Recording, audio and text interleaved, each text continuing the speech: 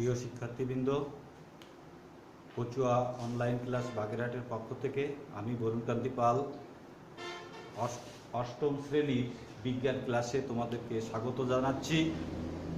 আজকে আমাদের অষ্টম শ্রেণীর বিজ্ঞানে সপ্তম অধ্যায়ের পৃথিবী এবং মহাকাশ এই বিষয়ের উপরে আমি ক্লাস নেব এবং আজকের যে আলোচ্য বিষয় সেটা হচ্ছে অভিকর্ষ কাকে বলে, তারপর অভিকর্ষ বলের যে অভিকর্ষ যে সংজ্ঞা আছে সেই সংজ্ঞা, তারপরে অভিকর্ষ ত্বরণ বলতে আমরা কি বুঝি এটা নিয়ে তোমাদের সাথে আলোচনা করব।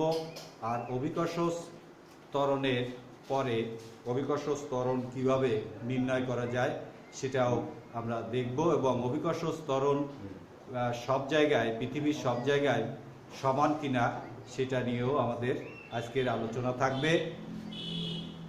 প্রিয় শিক্ষার্থী, তোমরা জানো যে এই মহাবিশ্বে প্রতিটি বস্তুকে পরস্পর আকর্ষণ করে। এই আকর্ষণ বলটা হচ্ছে মহাকর্ষ।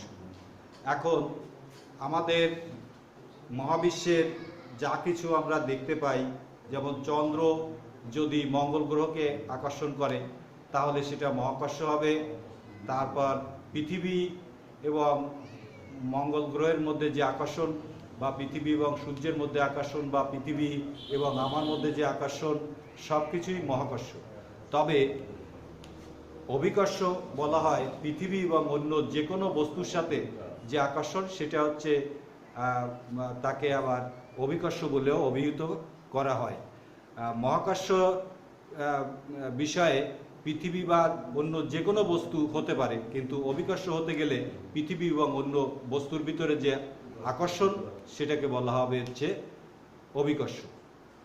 অভিকর্ষ একটি আকর্ষণ বল।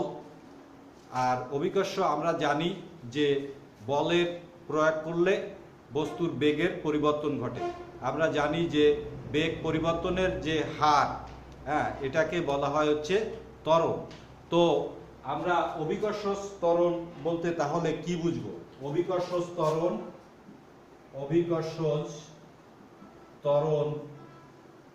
বলতে আমরা বুঝবো যে অভিকর্ষ বলের কারণে কোনো বস্তুর যে বেগ পরিবর্তনের হার সেটাকে বলা হবে হচ্ছে অভিকর্ষ ত্বরণ। অভিকর্ষ ত্বরণকে ছোট হাতের জি দ্বারা প্রকাশ করা হয়। জি দিয়ে অভিকর্ষ ত্বরণ, তার মান হচ্ছে 9.8 মিটার পার সেকেন্ড স্কয়ার। অর্থাৎ উপর থেকে যদি কোনো বস্তু পৃথিবীর আকর্ষণ কারণে ভূপৃষ্ঠে পতিত হয়, তাহলে অভিকর্ষ বলের কারণে তার যে বেগের পরিবর্তন হয় প্রতি সেকেন্ডে 9.8 মিটার পার সেকেন্ড করে তার বেগ বেড়ে যেতে থাকে। আমরা জানি যে বেগ বৃদ্ধির হারটাই হচ্ছে ত্বরণ। যেহেতু অভিকর্ষ বলের কারণে 9.8 মিটার পার সেকেন্ড বেগ বৃদ্ধি পাচ্ছে, সেই জন্য এই বেগ বৃদ্ধির এই যে হারটা আছে এটাকে আমরা অভিকর্ষ ত্বরণ বলে অভিহিত করতে পারি। প্রিয় শিক্ষার্থী, তোমরা জানো যে মহাকর্ষ সম্পর্কে নিউটনের যে সূত্র, সেই অনুযায়ী আকর্ষণ যে বল, সেই বল পৃথিবীর ভর যদি আমরা বড় হাতের ক্যাপিটাল এম, তারপরে মহাকর্ষীয়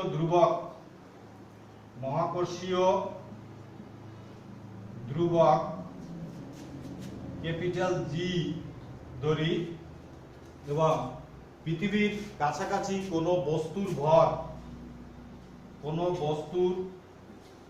ভরকে যদি স্মল এম দিয়ে ধরা হয়, তাহলে এই পৃথিবী এবং ওই বস্তুর মধ্যে যে আকর্ষণ বল, সেই আকর্ষণ বল হবে F সমান সমান capital G capital M small M by D square.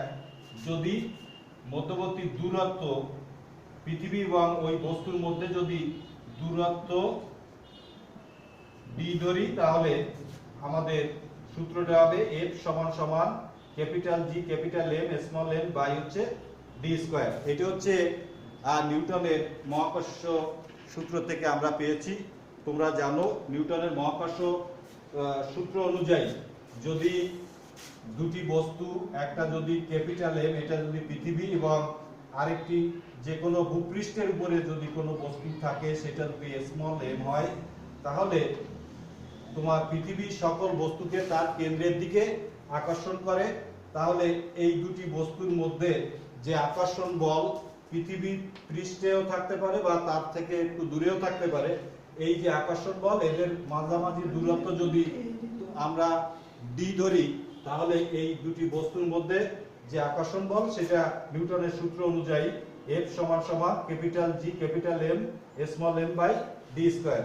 আমরা মহাকর্ষ সূত্রটিকে কেন এভাবে লিখলাম, তোমরা জানো যে মহাকর্ষ সূত্রে আছে যে আকর্ষণ বল বস্তুদ্বয়ের ভরের গুণফলের সমানুপাতিক এবং দূরত্বের বর্গের ব্যস্তানুপাতিক। সেই অনুযায়ী মহাকর্ষ বল যেটা, সেটা F সমান সমান ক্যাপিটাল F সমান সমান GMM বাই ডি স্কয়ার আমরা এটা পাই। তারপর আমরা জানি আকর্ষণ বল, অভিকর্ষ বল F সমান সমান আমরা জানি কোন বস্তুর ভর এবং তার অভিকর্ষ ত্বরণের যে গুণফল সেটাকে আমরা অভিকর্ষ বল বলতে পারি। অভিকর্ষ বল F সমান সমান হচ্ছে কোন বস্তুর ভর এবং তার অভিকর্ষ ত্বরণ। এখন এই মহাকর্ষ বল আর অভিকর্ষ বল এই দুটো হচ্ছে একই, অর্থাৎ যেটাই মহাকর্ষ সেটাই অভিকর্ষ বল। তাহলে আমরা এখান থেকে পেতে পারি যে capital G capital M small M by D square সমান সমান এম জি, বা এম জি ইকুয়াল টু আমরা ওইটা লিখতে পারি যে এম জি ইকুয়াল টু আমরা লিখতে পারি capital G capital M small M by D square. এখান থেকে আমরা দেখতে পাচ্ছি যে পৃথিবী মানে কোন বস্তুর যে ভর এখানে আমরা স্মল এম ধরেছিলাম, সেটি এই যে সমীকরণটা আসছে এই সমীকরণের উভয় পাশে আছে। তাহলে আমরা উভয় পক্ষ থেকে এই স্মল এমটাকে যদি অপসারণ করি, তাহলে জি সমান সমান হবে capital G capital M by D square. এখন আমরা দেখতে পাচ্ছি যে এই অভিকর্ষ ত্বরণ অর্থাৎ বস্তুর বেগ বৃদ্ধির যে হার, সেই হারটা কোনো বস্তুর ভরের পরে নির্ভর করে না। অর্থাৎ এই জি এর মানটা এই মানে ক্যাপিটাল জি হচ্ছে মহাকর্ষীয় ধ্রুবক এবং স্মল এম ক্যাপিটাল এমটা হচ্ছে পৃথিবীর ভর। তাহলে এই মহাকর্ষীয় ধ্রুবকের মান এবং পৃথিবীর ভর এবং কোনো বস্তু এবং ভূপৃষ্ঠে যদি কোনো বস্তু থাকে, তাহলে তার যে দূরত্ব, এই দূরত্বের উপরে নির্ভর করে, কিন্তু বস্তুর ভরের উপরে নির্ভর করে না। এখন দূরত্ব আমরা জানি যে পৃথিবীটা আসলে একেবারে কমলা লেবুর মতো হওয়ার জন্য ভূপৃষ্ঠে, এইখানে দেখো এটাকে যদি পৃথিবীর উত্তর মেরু এবং এখানে যদি আমরা এটাকে দক্ষিণ মেরু আর এখানে যদি আমরা বিষুব রেখা ধরি, তাহলে এই পৃথিবীর যে কেন্দ্র আছে সেই কেন্দ্র থেকে এই যে দূরত্ব, কোন একটা বস্তু যদি এখানে থাকে অথবা এখানে থাকে, তাহলে এই পৃথিবীর কেন্দ্র থেকে ওই বস্তুর যে দূরত্বটা, এই দূরত্বটা কিন্তু কম বেশি হয়।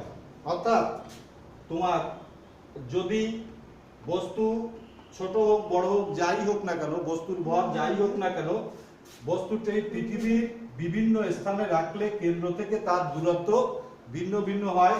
আমরা দেখতে পাচ্ছি যে অভিকর্ষ ত্বরণ সমান সমান capital G capital M by D square আমরা যেটা পেয়েছি, সেখানে এই জি এবং এম এর মান হচ্ছে ফিক্সড, কিন্তু দূরত্বটা এখানে ফিক্সড নয়। সেই কারণের জন্য তোমার বস্তু স্থান নিরপেক্ষ হলেও বস্তুটা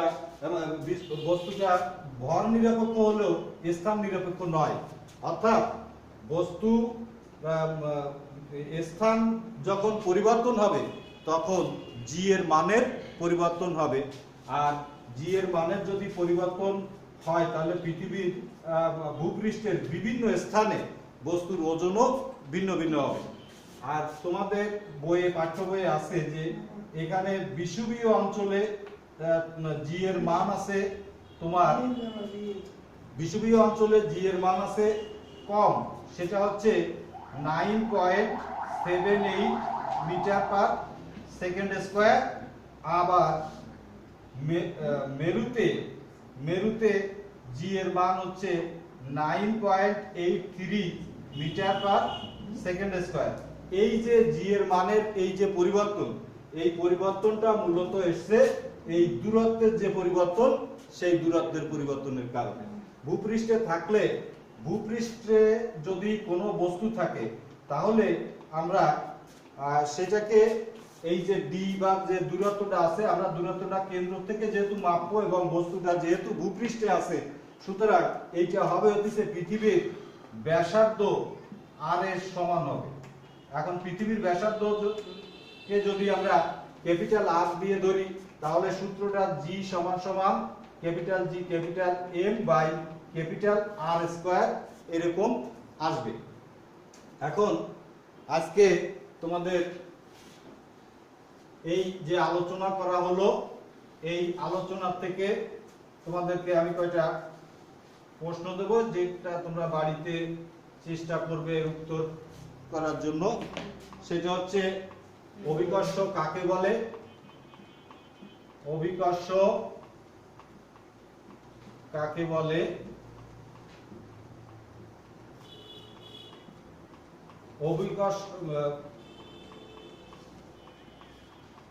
অভিকর্ষ ত্বরণ, অভিকর্ষ ত্বরণ 9.8 মিটার পার সেকেন্ড স্কয়ার বলতে কি বুঝো? তারপর একই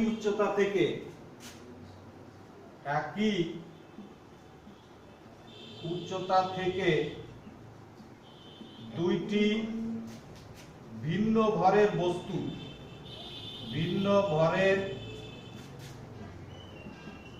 বস্তু ছেড়ে দিলে একই সময়ে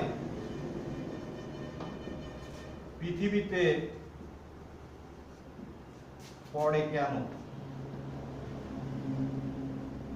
এই প্রশ্নগুলোর উত্তর খুঁজে বের করবে।